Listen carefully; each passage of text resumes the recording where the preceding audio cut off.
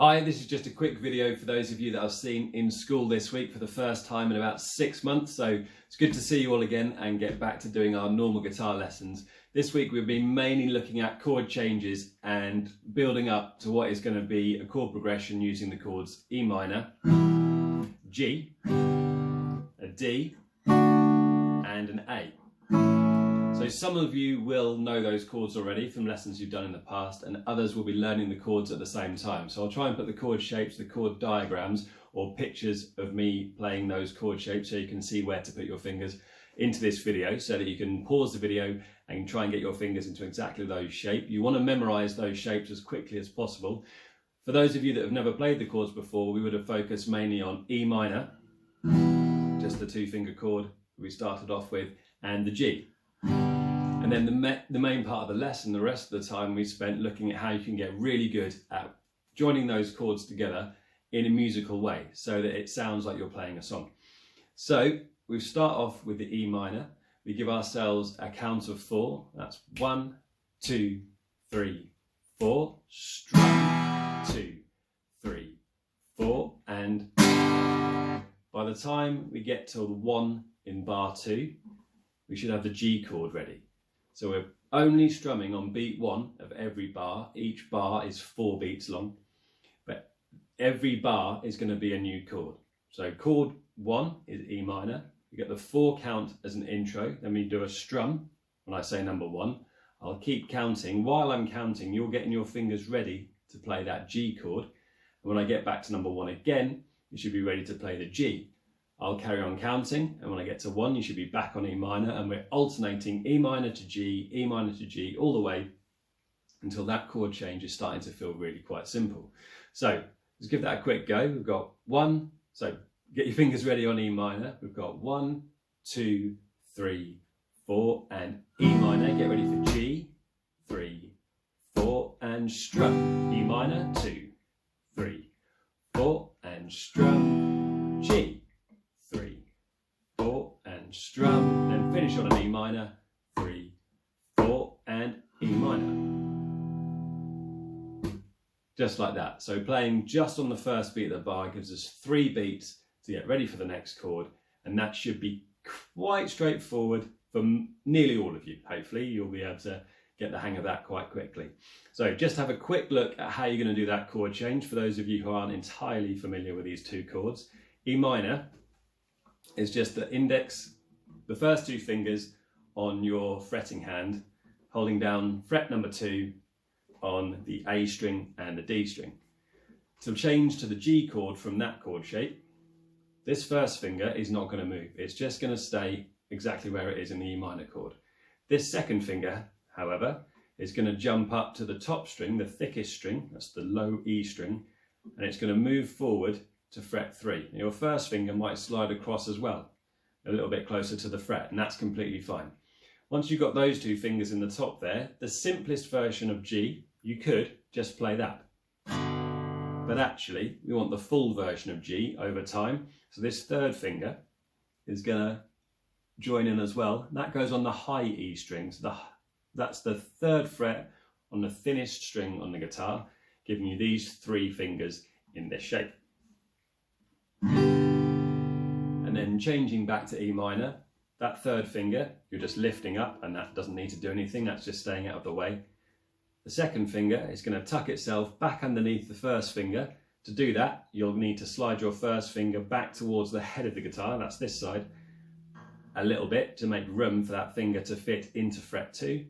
And then your 1st and 2nd fingers are back in E minor shape like that. And you're ready to start again and carry on alternating round and round. So if you found changing from E minor to G really simple or easy enough with just 1 strum per bar, then we can jump forward and have a go at strumming on beats 1 and 2, which leaves us only 2 beats to get the next chord ready. So we need to be a little bit smoother and get straight into that new chord position as easily as possible. So we're going to start off with the E minor. This time we're going to do 2 strums and everything before we start setting up our next chord. So after 4, 2 strums on the E minor. 1, 2, 3, 4, and 1, 2, change chord, G. Back to E minor. and G, E minor,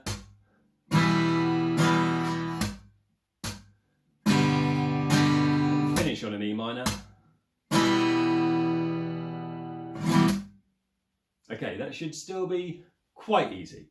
So if you found that slightly difficult, stick with the 1 strum per bar and get good at that before you move on to adding in the extra strum and playing 2 strums per bar. A good way to kind of make the 1 strum per bar a little bit more difficult before moving on to doing 2 strums per bar is to play with the tempo, the beat, going a little bit faster. So you'll either want to be counting to yourself in your head or out loud, either is good. Make sure you give yourself a count in, 1, 2, 3, 4, strum, 2, 3, 4, strum. So you need to be thinking about that in your head. Alternatively, if you have and know how to use a metronome, you could use that to keep time for you, but that's up to you. Okay, if you found 2 strums per bar, quite easy still changing those chords without too much problem, then we can jump straight on to doing 3 strums per bar. So we're strumming on beats 1, 2 and 3, which leaves us only beat 4 to get the next chord ready. So that's just 1 beat to get the chord change in.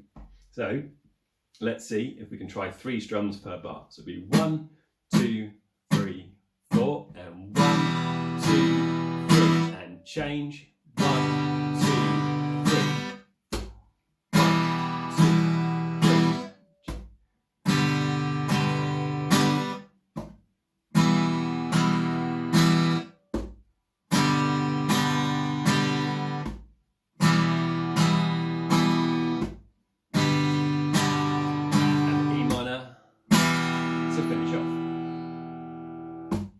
Okay, so we're getting quite a bit of strumming in there now. We're up to 3 strums per bar.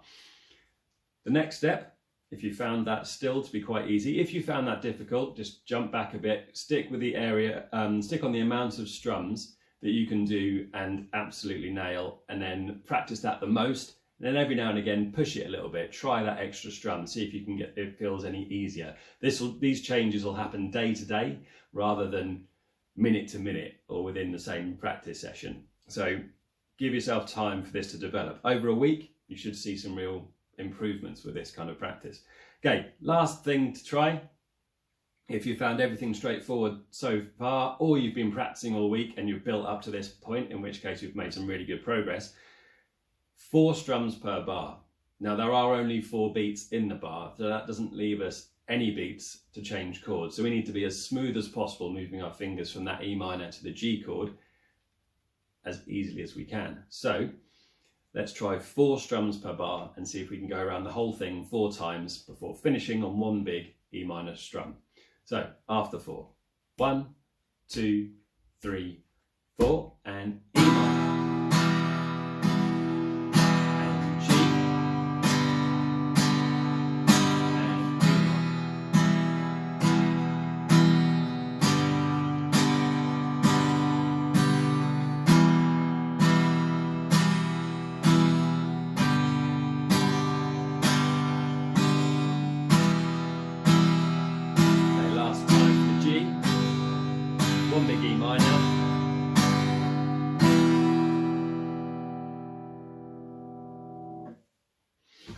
And that's it. If you've got up to that point, you're playing basically full speed strumming. E minor to G, you've nailed that chord change and you've got it all under control. Keep practicing it because you don't want to lose that skill. You want to get you want that to get better and better as you go on.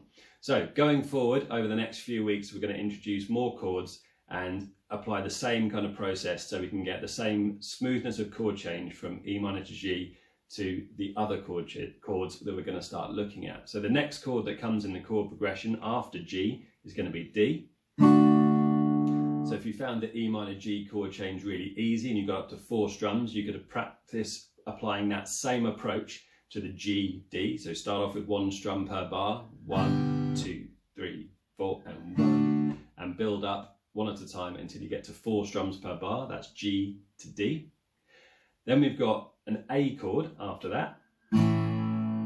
So the same thing, you could try the same approach to that chord change as well. You could try D to A. And then finally, you'd want to be able to go from the A chord back to the E minor to begin the whole process all over again, the whole cycle, the whole chord progression from the beginning. So we're going from the last chord, which is A, to back to the first chord, which is E minor.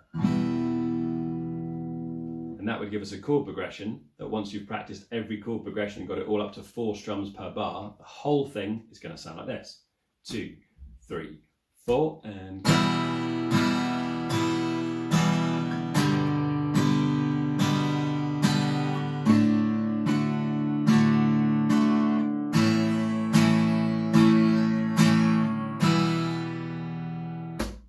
Round and round you go, and you could get that chord progression going on forever. And you'll find that there are a lot of songs that use those chords in that order, just varying slightly the strumming pattern. If you get the hang of doing 4 strums per bar, then nearly all of the strumming patterns are going to be within your playing ability. They're going to be, they're not going to require you to change chord any faster than you have done today in this lesson. So that's pretty much what we've covered, and a little hint of what we're going to be doing over the next few weeks. See how you get on, and I will see you soon in your next lesson. See you then.